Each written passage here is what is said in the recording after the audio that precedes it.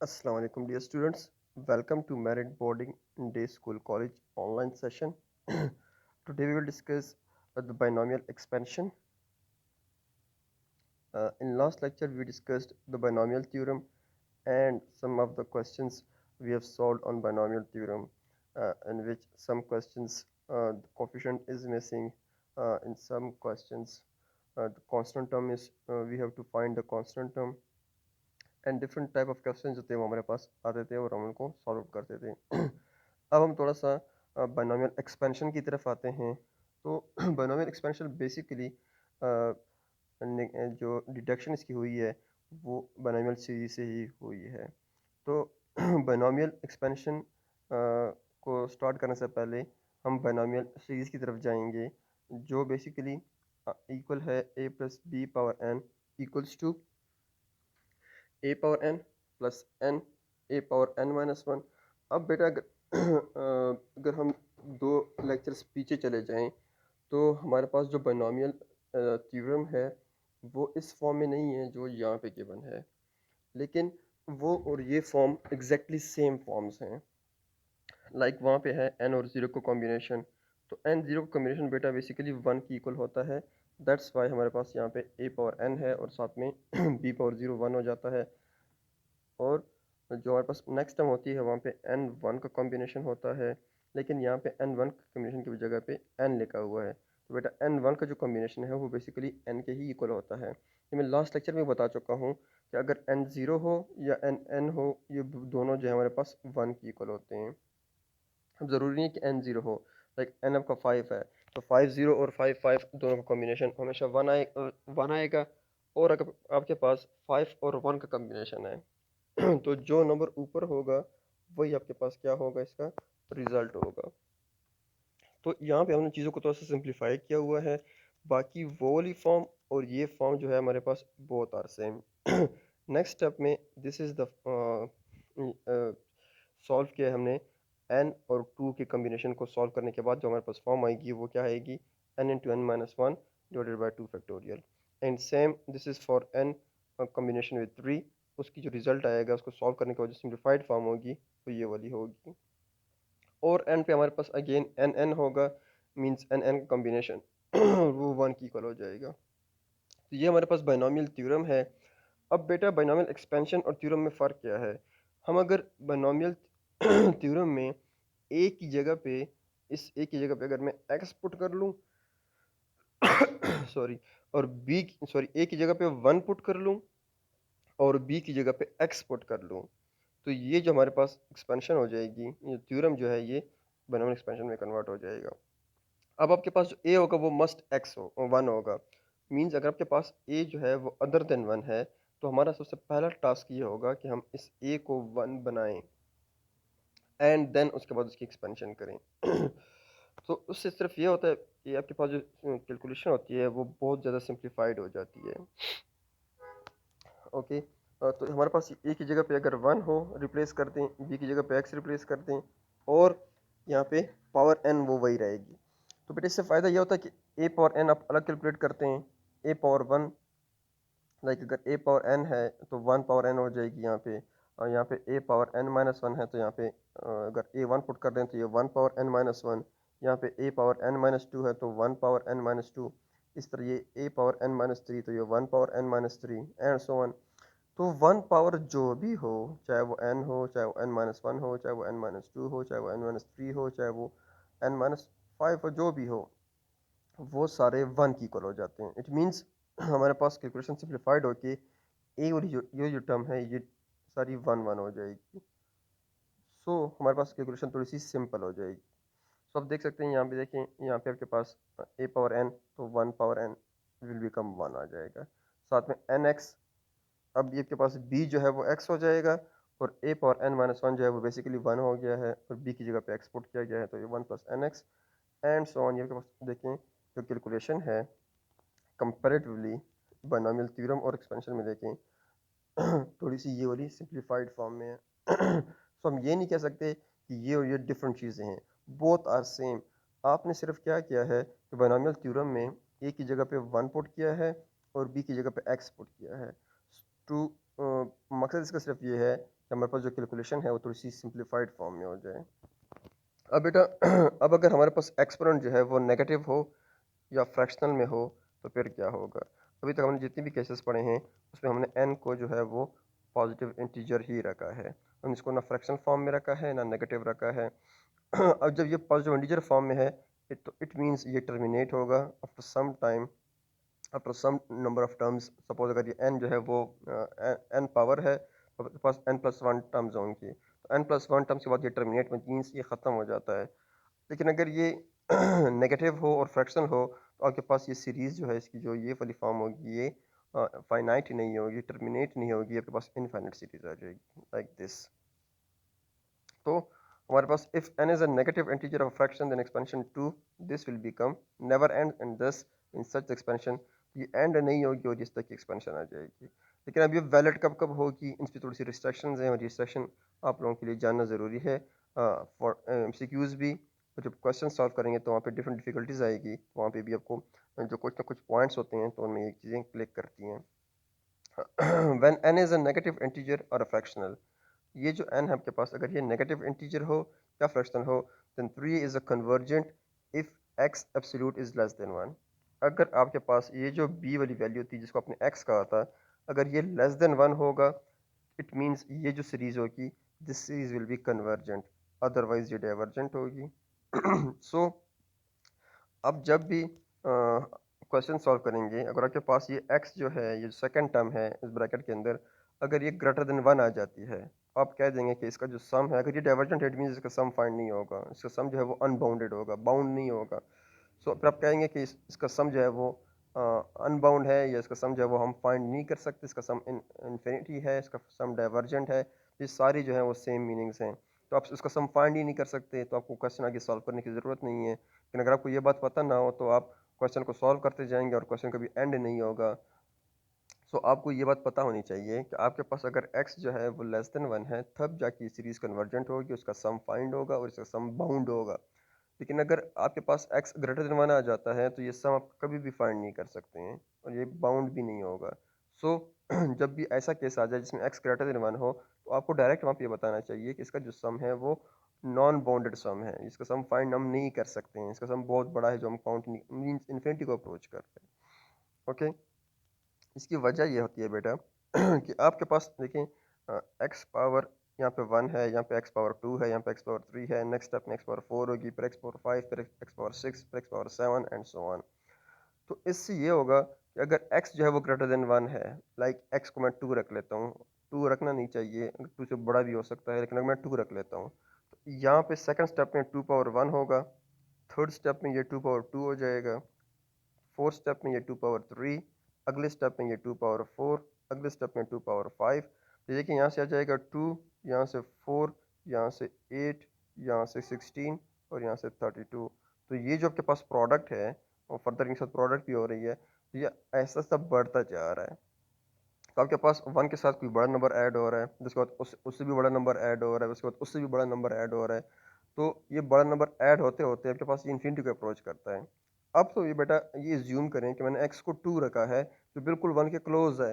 अगर मैं x को 10 रखता हूँ तो फिर क्या होगा, x को 1000 रखता हूँ तो फिर क्या होगा। तो आप उस सम को आपका कैलकुलेटर भी फाइंड आउट नहीं कर पाएगा। लाइक अगर मैं x को रखता हूँ 10, यहाँ पे आ जाएगा 10 power 1 which is equals to 10।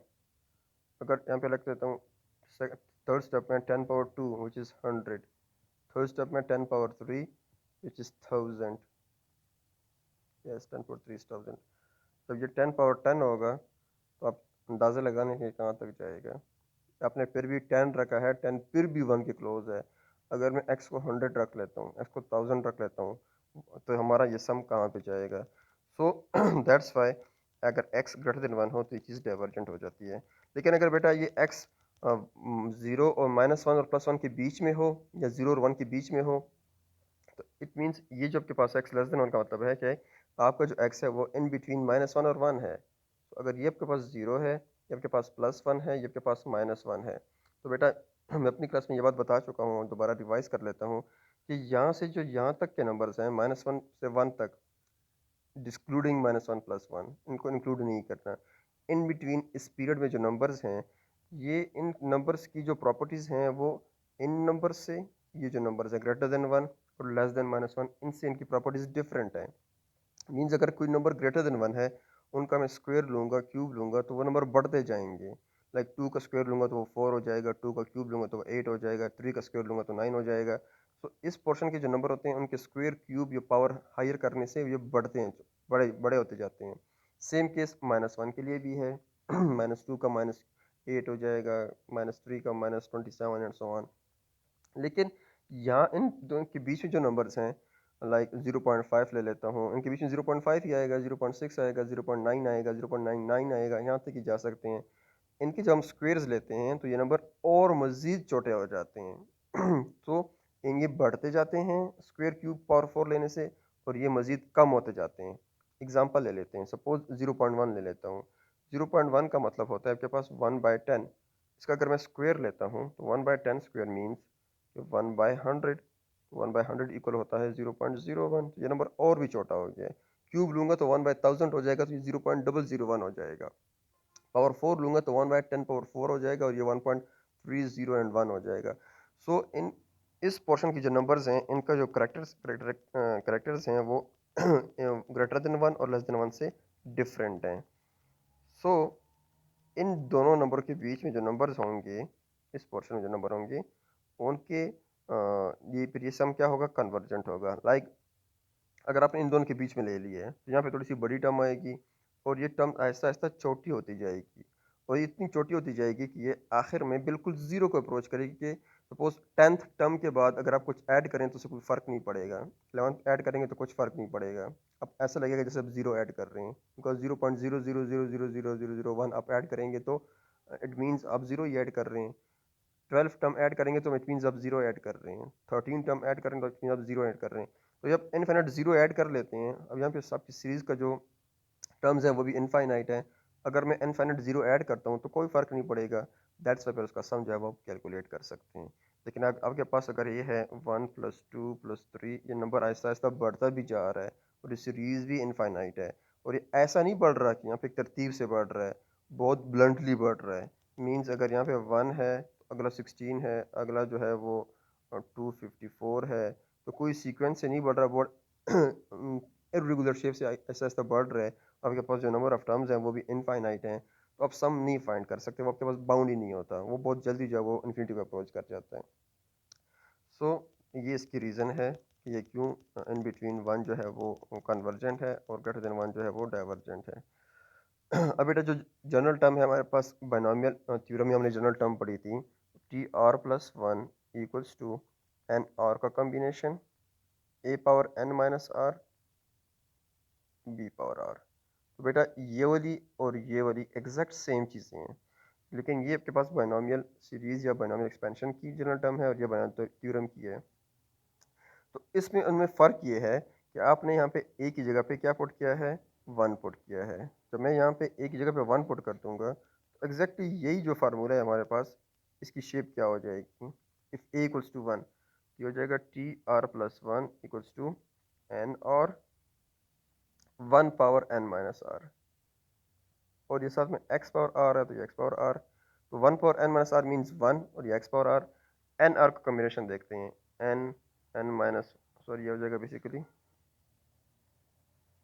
n factorial divided by r factorial into n minus r factorial into x power r। ये हो जाएगी इसकी जनरल टर्म।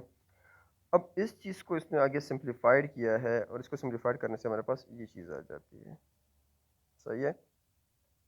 सो बेसिकली ये वही चीज़ है, लेकिन इसको थोड़ा सा इन्होंने सिंप्लीफाइड किया हुआ है। अब मैंने आपको जनरल व्यू दे दिया है। आई थिंक आप लोग अब सारे क्वेश्चंस जो हैं वो सॉल्व कर सकते हैं। मैं एग्जांपल के एक दो तीन क्वेश्चन टच करवा देता हूँ। आफ्टर दैट नेक्स्ट एक्सरसाइज में फिर हम लेक्चर करेंगे। नेक्स्ट एक्सरसाइज में मैं लेक्चर इसलिए करवा रहा हूँ, मैं चाहता हूँ कि आप एक्सरसाइज जो है वो खुद टच करें, खुद सॉल्व करें, क्योंकि ताकि आपको पता हो कि मेरी रिविजन कितनी स्ट्रांग है, या मुझे कितने क्वेश्चन फर्स्ट अटेम्प्ट में आते हैं।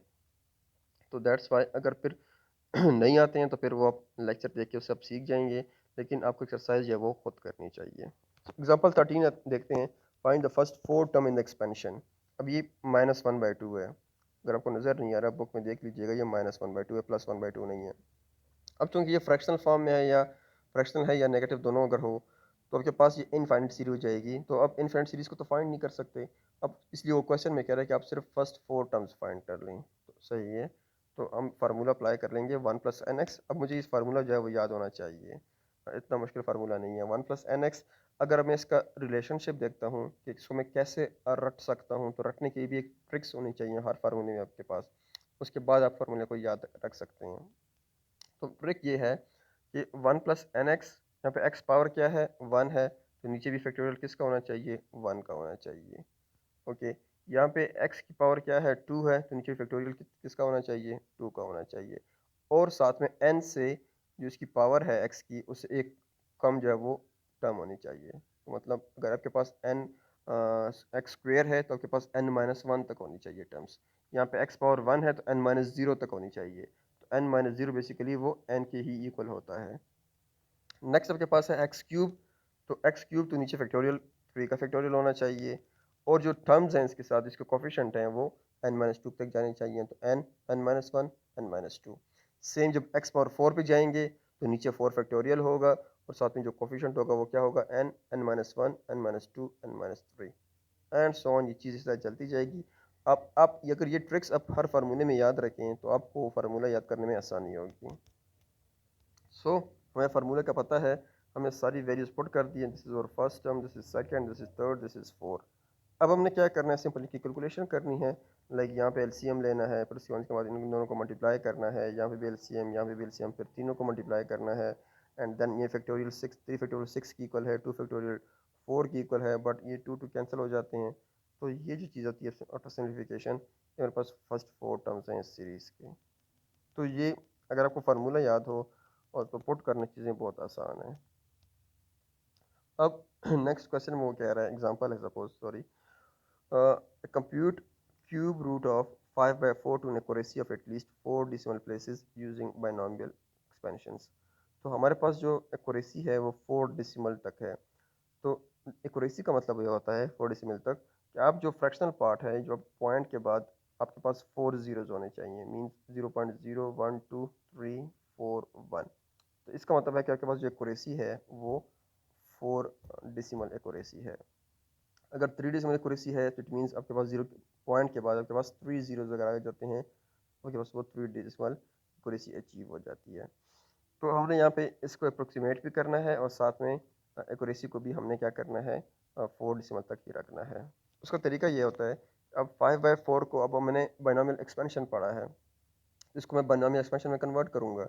लाइक 1 + x पावर समथिंग, यहाँ पे इसकी पावर 1/3 है तो 1/3। तो मुझे यहाँ पे ये 1 भी क्रिएट करना है और ये x भी क्रिएट करना है, और ये x पे ऐसा क्रिएट करना है कि x जो है वो लेस देन 1 हो, बिकॉज अगर ये x लेस देन 1 होगा तब जाके इसकी सीरीज जो होगी वो कन्वर्जेंट होगी। तो मुझे इन सब बातों को मैंने माइंड में रखना है। ये 5/4 है तो 5/4 को मैं लिख सकता हूँ 4 + 1/4, एंड देन 4 को 4 पे भी डिवाइड कर देते हैं, 4 को 1 को भी 4 पे डिवाइड कर देते हैं, तो ये हो जाएगा 1 + 1/4 होल पावर 1/3। तो ये जो 1 + 1/4 होल पावर 1/3 है, this is exactly binomial expansion. तो आपके पास first term is 1, second term x जो है वो 1/4 है, and 1/4 is less than 1, common sense की बात है। और आपके पास जो इसकी पावर है वो फ्रैक्शनल है, इट मीन्स इसमें इनफाइनाइट टर्म्स होंगी। तो हम 3 4 टर्म्स फाइंड तक इसको एक्सपेंड कर लेते हैं, एंड देन उसके बाद देख लेते हैं कि हमारे पास कहाँ तक देखें, ये 1 2 3 4, ये 4 डेसिमल तक इसकी जो एक्यूरेसी है वो जो है वो क्या करनी है, अचीव करवानी है। तो हमने इतने टर्म्स लेने हैं जिसमें आपके पास पॉइंट के बाद 4 जीरोस जो हैं वो आ जाते हैं। आप अमूमन 1 2 3 4 5 अमूमन 4 टर्म्स ले लें, अगर 4 टर्म्स में नहीं होती तो आप साथ में 5th टर्म को फिर कंटिन्यू कर सकते हैं। तो एंड देन अब इन सब को ऐड सब्ट्रैक्ट करना है, जहाँ पे ऐड करना है वहाँ पे ऐड कर दें, जहाँ पे सब्ट्रैक्ट करना है वहाँ पे सब्ट्रैक्शन कर दें, and then we will get the required result. तो जो इसका अप्रोक्सीमेटली है वो ये होगा, जो आपने फाइंड किया है वो ये होगा। अब अगर क्वेश्चन वो कहता है कि 5 डिजिट एक्यूरेसी, तो आपको यहाँ पे 6 टर्म को इन्वॉल्व करना पड़ेगा, और 6 टर्म में आपके पास पॉइंट के बाद 5 जीरोस जो है वो ऑटोमेटिकली आ जाएंगी, तो वहाँ से आपके पास 5 डेसिमल एक्यूरेसी जो है वो अचीव हो जाएगी। नेक्स्ट क्वेश्चन है, let if x be so small that square and higher powers may be neglected. तो स्क्वेयर्स और स्क्वेयर से ऊपर जो पावर्स होंगे उन सबको हमें निगलेक्ट करना है। अगर उनको हम नेग्लेक्ट करें तो हमने ये वाला रिलेशन जो है इसका एक पार्ट इंक्लूडेड है, इसको हमने प्रूव करना है, फाइंड करना है कि ये किसकी इक्वल है। तो बेटा ये अगर मैं देखूँ तो ये इसके ऊपर जो न्यूमरेटर है इसकी पावर 1/2 हो जाती है, और ये जो है इसकी पावर +1 है, तो इसको जो मैं ऊपर लेकर जाऊँगा तो इसकी पावर -1 हो जाएगी। तो इनमें से एक जो है वो फ्रैक्शनल फॉर्म में होगा, लाइक दिस, ये फ्रैक्शनल फॉर्म में है। अगला जो है वो नेगेटिव फॉर्म में होगा। तो फ्रैक्शनल और नेगेटिव दोनों की जो टर्म्स होती हैं, नंबर ऑफ टर्म्स, वो इनफाइनाइट होती हैं। लेकिन अगर मैं क्वेश्चन को स्टार्ट से देखूं तो इसमें बायनॉमियल एक्सपेंशन मैं डायरेक्ट अप्लाई नहीं कर सकता, बिकॉज यहाँ पे जो आपके पास फर्स्ट टर्म है दिस इज़ 4, इस 4 को मैंने बाहर करना है, कॉमन करना है, बिकॉज मुझे फर्स्ट टर्म 1 चाहिए। अगर ये 1 है तब इस पर बायनॉमियल एक्सपेंशन जो है वो अप्लाई हो सकती है। सेम केसेस फॉर नीचे भी हमारे पास ऐसा ही है। तो इन दोनों से हम 4 कॉमन कर लेंगे, तब जाके वो 4 जो है वो जगह पे 1 आ जाएगा। अब बेटा जब ये 4 बाहर आएगा तो 4 अपने अपने साथ इसकी जो होल पावर है वो भी साथ लेकर ही आएगा। अब यहाँ पे होल पावर ऊपर जो है वो 1/2 है, तो 4 कॉमन करेंगे तो 4 अपने साथ ये होल पावर भी कॉमन करेगा, and this is equal to 2। अब नीचे जो है वहाँ पे भी सेम सिनारियो होगा। जब ये 4 कॉमन होगा तो होल पावर काउंट कर लेता है तो वो 1 ही है पावर, तो वो 1 ही आ जाएगा। अब ये 2 4 कैंसिल होकर क्या हो जाएंगे 1/2, ये एज इट इज़ इसके ऊपर रह जाएंगे, इसकी पावर -1। अब बेटा हमने इन दोनों को एक्सपेंड करना है कहाँ तक, इसके स्क्वेयर और स्क्वेयर से हायर वो सारे निगलेक्ट हो जाएं। तो मींस 1 x x², तीन तीन टर्म भी नहीं, 2 टर्म भी हमारे लिए काफ़ी हैं, लेकिन इन्होंने 3 तक किए हैं, 2 के लिए भी काफ़ी हैं। उनको एक्सपेंड कर लेते हैं, बाकी एंड सो ऑन कर लेते हैं। तो 1, यहाँ पे बाइनोमियल एक्सपेंशन मैंने एक्सपेंड किया, यहाँ पे भी हमने फार्मूला यूटिलाइज किया। तो यहाँ से आपके पास this is your first term इस एक्सपेंशन में 1 + x/8 minus this x² term तक, यहाँ भी x² टर्म तक। अब बेटा ये तीनों आपस में मल्टीप्लाई हो रहे हैं, दोनों, सॉरी दोनों। अब पहले आपने क्या करना है, 1 को मल्टीप्लाई करना है, 1 को मल्टीप्लाई करना है 1 के साथ भी, x के साथ भी, x² वाली टर्म के साथ भी, एंड देन x/8 को भी मल्टीप्लाई करना है 1 के साथ भी और x² के साथ भी। उसको फिर अपने x³ के साथ मल्टीप्लाई नहीं करना, बिकॉज x² के साथ मल्टीप्लाई नहीं करना, बिकॉज x और x² जो है वो x³ हो जाएंगे और x³ आपके पास निगलेक्ट हो जाएगी। सेम x² को अपने सिर्फ और सिर्फ 1 से साथ मल्टीप्लाई करना है, बिकॉज x² को जब मैं x के साथ करूँगा तो वो x³ हो जाएगी और वो नेगलेक्ट हो जाएगी। एंड देन आप सिमिलर पावर्स की, आप सिमिलर जो टर्म्स होंगी उनका एलसीएम लेके उनको सिंप्लीफाई कर लेंगे, and finally you will get the required result. तो बेटा इसमें आगे तो कोई एग्जांपल इंक्लूडेड नहीं है, तो सॉरी एग्जांपल 19 इंक्लूडेड है। एग्जांपल 19 में है बेटा, if y equals to 3/4, if y equals to, this is your y, तो हमने शो करना है कि y² + 2y - 7 = 0। तो बेटा हमें गिवन है कि ये y है, इट्स ओके, हम 1 को बोथ साइड ऐड कर लेते हैं, तो ये y + 1, दिस इज योर 1, 1 + 3/4, 3/5। तो हम देख लेते हैं कि हमारे पास कौन सी सीरीज बनती है। Let the series on the right hand side of 1 define expansion this. तो हमारे पास जो बाइनोमियल एक्सपेंशन है वो किसकी इक्वल होती है, 1 + nx + n × n - 1/2 x² and so on, इसकी इक्वल होती है। अब हम 1 और 2 को इक्वेट करते हैं कि 1 और 2 जो है वो आपस में क्या है, आइडेंटिकल है।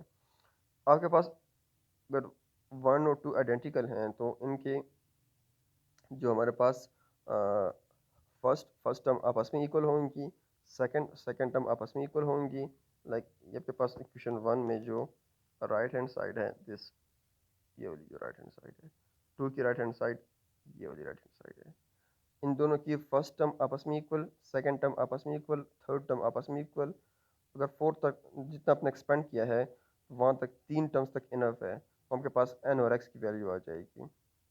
हमने बेसिकली n और x की वैल्यू ही फाइंड करनी है। तो जब मैं फर्स्ट टर्म को कंपेयर करता हूँ तो 1 = 1, तो ये तो वेल नोन है, इसको बस इधर ही छोड़ देते हैं। सेकंड है nx = 3/4, ये बस एक इक्वेशन आ जाएगी कि nx जो है वो 3/4 की इक्वल है। नेक्स्ट वन है n × n - 1/2 factorial equals to 3 5 × 4 8, तो साथ में x² भी है, ये भी सही है। अब हमने क्या करना है, ये दो इक्वेशन यहाँ तक इनफ है कि हम इससे हम n और x की वैल्यू फाइंड करें। तो कैसे फाइंड होगा, यहाँ पे nx है, अगर मैं बोथ साइड स्क्वेयर कर दूँ तो ये हो जाएगा n square x square equals to 9/16। तो ये जो एक्स स्क्वेयर की वैल्यू है वो यहाँ से उठा के अपने इस इक्वेशन में पुट करनी है, और यहाँ से के पास सारे जो फॉर्म होगी वो एक्स की फॉर्म में आ जाएगा। तो इन्होंने क्या किया है कि ये n square x square means यहाँ पे अगर मैं क्या कर लूँ, इक्वेशन 4 को 5 से डिवाइड कर लूँ तो ये एक्स स्क्वेयर और एक्स स्क्वेयर आपस में क्या हो जाएंगी, कैंसिल आउट हो जाएंगी।